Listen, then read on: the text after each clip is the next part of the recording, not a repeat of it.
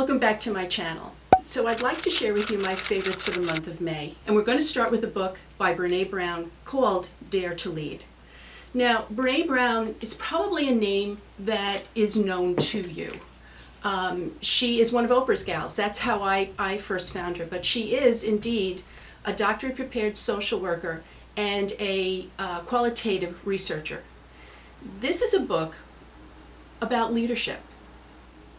And it is a book about the transformational qualities that today's leaders need. Now, those of you who have been in leadership positions for a while, you probably know that the emphasis now is not so much on knowledge and skills as it is on what we used to call the softer skills, which is really things that come up with your ability to really tap into your emotional intelligence.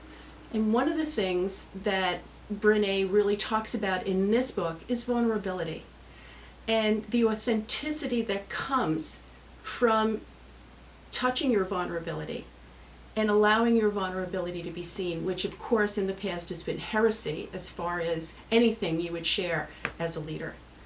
I have found it to be a really validating read. I have often sensed in myself and in my practice and when I am coaching others that we have to be more authentic in the sense of we don't have all the answers, in the sense of we are still confused about what to do next, in the sense of in today's world, as soon as you feel you have a solution, something changes and there goes that solution, so that you have to be what we now call very agile in leadership.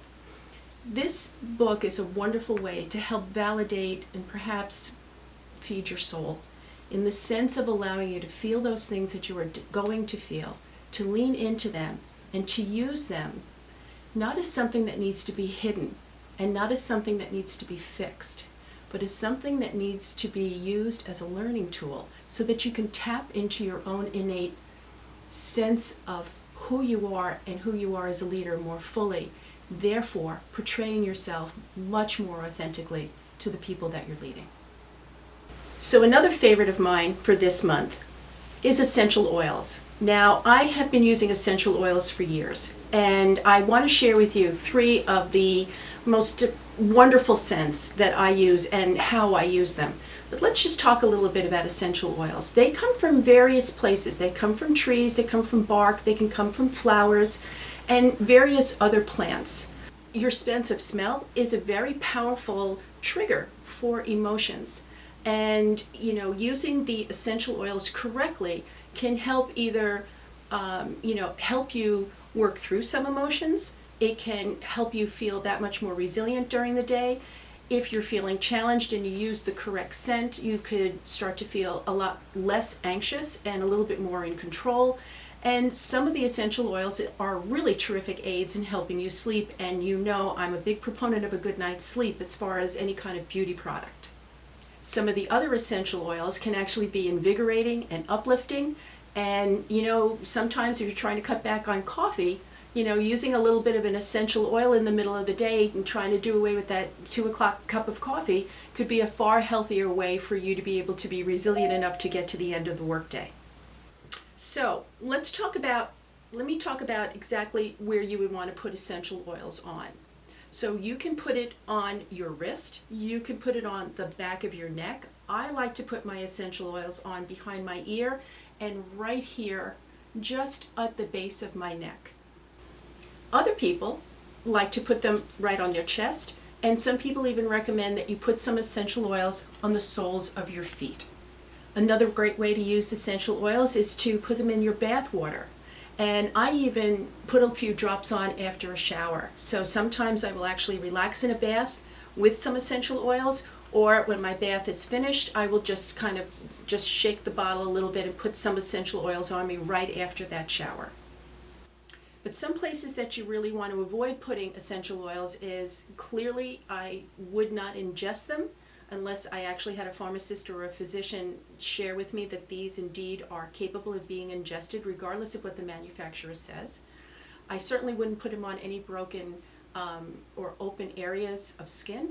And please avoid your eyes. You do not want to put this anywhere near your eyes so that it might cause a chemical burn to your eyes. So the first one I want to share with you is lavender. Now, lavender has been widely recommended for its properties of being able to help you relax. And quite honestly, I don't go to sleep without lavender oil behind my ears, or usually on my wrists, because I tend to sleep with my hands up by my face. But there's some other places you could use lavender, again, for relaxation. If you're going to put it on bed linen, and some people actually do this, and I certainly have no problem with that. I wouldn't put it directly like on your pillowcase. I would put it on the pillow, and then of course put the pillowcase over the pillow, so that it's not so directly, you're not directly laying on it. Again, you don't want to have any opportunity or risk of having this exposed to your eyes. Another great use of lavender, again, is if you like to take a bath, before you go to sleep, a couple of drops of lavender in your tub water, or a couple of drops of lavender after your shower, can really help you relax and have a good night's sleep. And then the third place that people say that lavender really is effective for them is the soles of their feet. And if you're going to put it on the soles of your feet, I recommend that you give yourself a wonderful little reflexology treatment and then go ahead and go to sleep. But please, afterwards, please wash your hands. Again, you don't want to inadvertently put any of the products that I'm going to talk about, any of the essential oils, anywhere near your eyes. The next essential oil I want to share with you is lemon. Now, I am a feng shui practitioner, and feng shui practitioners are very big into anything with citrus in it, or citrus products, because citrus has a very unique property of being able to clean the energy around your aura, or the energy around your room. So when I'm feeling really depleted, or I've had one of those days, this is the product I am going to put in the bath water, or this is the product I am going to sprinkle a little bit on after my shower. It just really helps me feel like I'm fresh again, that I'm renewed again, that I have I've left the troubles or the challenges of the day in the shower, in the tub. It's gone down the drain, and I'm no longer at its mercy. It's gone and it's out of here. Same thing when I, clean my kitchen. Sometimes I will put a couple of drops of lemon just in the, in the sink area, and it just wafts away into the kitchen and gives the kitchen a very fresh scent. So if you're challenged with any rooms that you just feel like it needs an uplifting intervention, then lemon oil is really that kind of oil. The essential lemon oil is really the oil that's going to give you the most bang for your buck.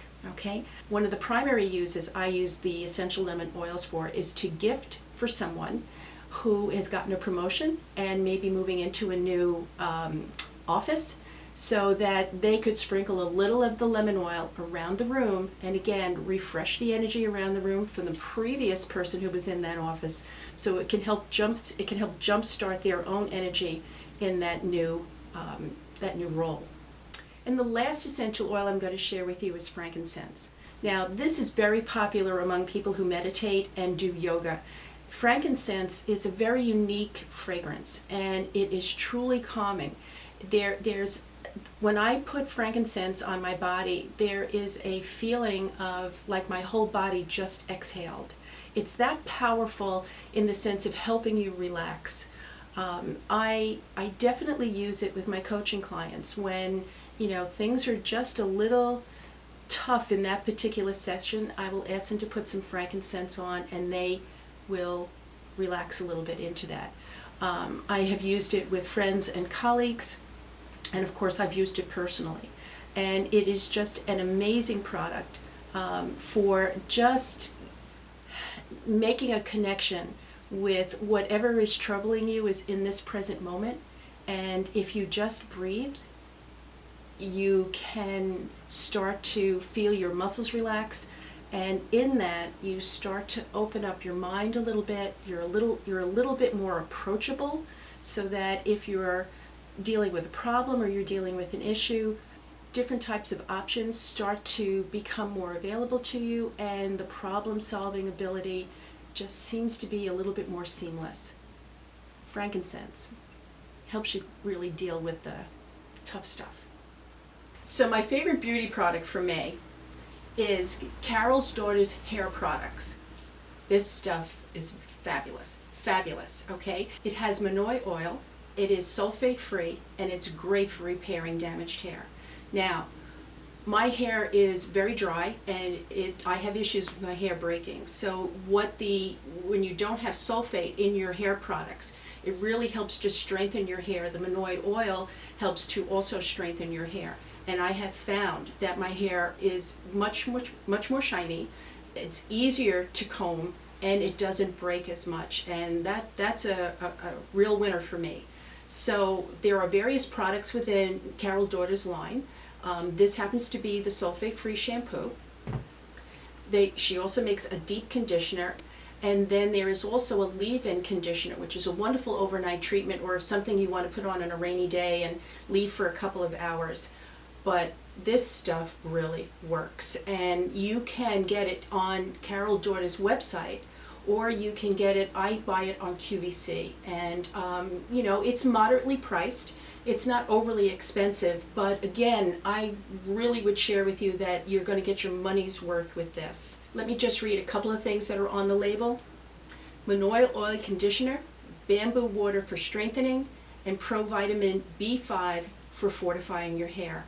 You can't go wrong with this product. If you have dry hair, brittle hair that breaks often, this is the product for you.